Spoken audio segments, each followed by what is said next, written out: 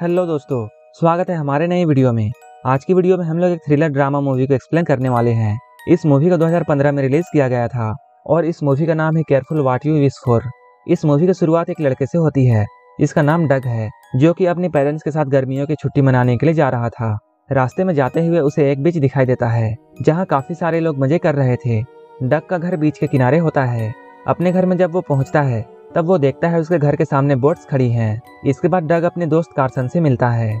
Carson डग को ये बताता है यहाँ तुम्हें इंटीमेट होने के लिए बहुत सारी लड़कियां मिल जाएंगी। इसके बाद जब डग घर आता है तब वो देखता है घर पर कोई नहीं है। इसके बाद वो अपने रूम में जाकर खिड़की से बाहर देखता है। तभी उसकी नज़र एक कपल पर पड़ती है जो कि आज ही अपने नए घर में शिफ्ट हो रहे थे। डग की नज़र उस लड़की पर पड़ती है और वो उसे बस देखता ही रहता है। वो लड़की अपने घर के अंदर चली जाती है, लेकिन तभी वो लड़की डग की तरफ देखती है। डग अचानक डर जाता है और वो छुप जाता है। थोड़ी देर बाद डग अपनी साइकिल से बाहर जा रहा होता है। तभी डग की नज़र फिर से उसी लड़की पर पड़ती है और उस लड़की का नाम लीना है और वो बैठकर अपनी सैंडल्स को साफ कर रही होती है। इसके बाद डग अपने दोस्त के पास जाता है जहाँ फिर से ये दोनों लड़कियों के बारे में बातें करने लगते हैं। इसके बाद दोनों एक गद्दे को उठाते हैं और वो पुराने वाले बोट हाउस में उसे लेकर जाते हैं। तभी वहाँ पर उन्हें हंसने की आवाज़ आती है। डग जल्दी से बाहर निकल कर देखता है। कार्सन भी यहाँ आ जाता है। ये दोनों ड्रिंक पीकर ये बातें कर रहे होते हैं। ये जगह गर्मियाँ बिताने के लिए बहुत अच्छी है और उनकी गर्मी की छुट्टियाँ बहुत अच्छे से बीतने वाली हैं। इसके बाद डग अपने घर में वापस आता है। उसके पिता उसे नए पड़ोसी से मिलाने के लिए बुलाते हैं। यहीं पर डग लीना के हस्बैंड से मिलता है जिसका नाम एलियट है। एलियट डग से पूछता है मैंने तुम्हारे बारे में ये सुना है कि तुम्हें बोट के बारे में बहुत जानकारी है। इसके बाद एलियट डग को अपनी बोट दिखाने के लिए बुलाता है और वो डग को अपने बोट के लिए काम पर रख लेता है। अगली सुबह जब डग बोट को देखने के लिए यहाँ आता है तभी उसकी नज़र लीना पर पड़ती है जो कि स्विम करके पानी से बाहर आ रही थी। इसके बाद वो नहाने के लिए जाती है। डग यहाँ पर लीना को देखता रहता है। तभी वहाँ पर एलियट आता है और डग से बोट के बारे में पूछता है। डग उसे बताता है इस बोट में सिर्फ ऊपर से कुछ काम करना है। एलियट उससे कहता है वो टाउन से कुछ दिनों के लिए बाहर जाने वाला है। इसके बाद डग एलियट से पैसों की बात करता है और वो उसे $12 देने की बात कहता है। इस पर एलियट उससे कहता है वो तो उसे $20 देने वाला था। उसी रात डग अपनी खिड़की से लीना को देखता है। वो अपने कपड़े बदल रही होती है। तभी वहाँ एलियट आता है और वो लीना से जबरदस्ती करने लगता है। ये देखकर डग को कुछ भी समझ में नहीं आता है। अगले दिन एलियट कहीं जा रहा होता है। तभी उसे एक गार्ड रोकता है और उसे आईडी दिखाने के लिए बोलता है। तभी डग वहाँ आता है और वो गार्ड के बुरे बर्ताव के लिए उससे बातें करता है। इसके बाद ये दोनों बोट पर होते हैं। उस वक्त डग एलियट से ये पूछता है उसने ये सब हासिल कैसे किया है। तब एलियट बताता है पैसे और गुड लुक से। अगले दिन फिर से डग लीना को कहीं जाते हुए देखता है। तभी उसे अचानक से चीखने की आवाज़ सुनाई देती है। तब वो देखने के लिए दौड़ता है और वो लीना को कार के पास खड़े हुए देखता है क्योंकि कार में एक मकड़ी होती है। इसके बाद डग उस मकड़ी को हटा देता है। तभी लीना डग के पास आने की कोशिश करती है, लेकिन डग यहाँ से चला जाता है। इसके बाद जब वो कार्सन से मिलता है तब डग उसे सारी बातें बताता है। तब कार्सन डग को एलियट से केयरफुल रहने के लिए कहता है। रात में डग जब अपने काम को कंप्लीट करके आता है तब वो लीना को अपने बरामदे में बैठे हुए देखता है। लीना उसे बताती है उसका घर लॉक हो गया है और उसे अब डग की मदद चाहिए। इसके बाद दोनों साथ में एलियट के घर में जाते हैं, लेकिन यहाँ पर लीना डग से ये कहती है वो ये सब चीजें एलियट को ना बताए। तभी अचानक बारिश शुरू हो जाती है और ये दोनों घर के पीछे चले जाते हैं। लीना डग को एक पत्थर देती है और खिड़की को तोड़ने के लिए कहती है ताकि वो अंदर जाकर दरवाजे को खोल सके। इसके बाद डग खिड़की को तोड़कर अंदर जाता है और वो दरवाजे को खोल देता है। इसके बाद लीना डग को ड्रिंक पीने के लिए अंदर बुलाती है और वो उसे पीने के लिए बियर देती है। इसके बाद ये दोनों बातें करने लगते हैं। डग लीना को ये बात बताता है कि उसे चोट लगी है। तभी लीना उसके पास आती है और वो उसके जख्म को साफ करती है और वो उससे बड़े प्यार से ये कहती है कि उसे कुछ भी नहीं होगा और यहीं पर डग लीना को किस करता है। इसके बाद अचानक वो लीना से दूर हट जाता है और उससे माफ़ी मांगता है, लेकिन लीना उससे कहती है तुम फिर से कोशिश कर सकते हो।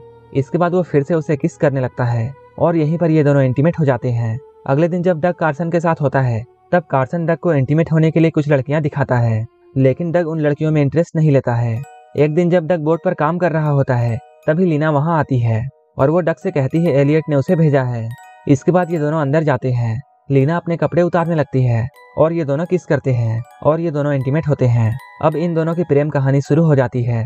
लीना डग को एक इमरजेंसी मोबाइल देती है ताकि वो उससे बात कर सके, लेकिन उन लोगों का माली लीना और डग को एक साथ देख लेता है। कुछ दिनों के बाद डग बीच पर जाता है जहाँ वो लीना और एलियट को एक साथ देखता है। इसके बाद डग इन दोनों के पास जाता है। एलियट डग से ये कहता है बोट को पानी में ले जाने से पहले एक बार फिर से इसे चेक कर लेना चाहिए। जब बोट को ये समुद्र में ले जा रहे होते हैं तभी रास्ते में बोट खराब हो जाती है। एलियट बोट की खराबी को देखने के लिए अंदर जाता है। उसी वक्त लीना डक के पास आती है और वो उससे कहती है वो एलियट से तलाक लेना चाहती है। उसी रात लीना डक को कॉल करती है और वो रोते हुए उसे बताती है आज एलियट ने उसे मारा है और उसे मारकर वो बिजनेस ट्रिप के लिए चला गया है। इसके बाद डग लीना के पास जाता है। इसके बाद ये दोनों हॉस्पिटल पहुंच जाते हैं, जहां डग लीना से ये कहता है उसे एलियट के खिलाफ पुलिस कंप्लेन करनी चाहिए, लेकिन लीना इस बात से मना कर देती है। इसके बाद ये दोनों घर वापस आ जाते हैं। सुबह में डग देखता है एलियट वापस आ गया है। तभी अचानक डग के पास लीना का कॉल आता है। जब वो अपने कमरे में जाकर लीना का फोन रिसीव करता है तब वो देखता है लीना अभी उसी के कमरे में है। लीना डग से कहती है उसे इसी वक्त डग की बहुत जरूरत है और वो उसके साथ अभी उसके घर चले।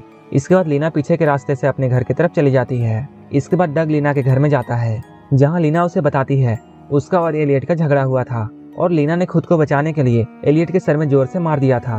डग जब एलियट को चेक करता है तब वो देखता है एलियट मर चुका है। इसके बाद लीना डग से मदद मांगती है और वो डग से कहती है वो डग को परेशान करना नहीं चाहती थी, लेकिन उसे समझ में नहीं आ रहा था कि वो अब क्या करे। डग इस बात पर उससे कहता है सब कुछ ठीक हो जाएगा और कोई ना कोई रास्ता निकल आएगा, लेकिन तब तक हम दोनों को नॉर्मल रहना होगा। अगली रात डग लीना के पास जाता है और वो उससे बोलता है हमें इस चीज को एक्सीडेंट दिखाना होगा, लेकिन लीना ऐसा करने से मना कर देती है।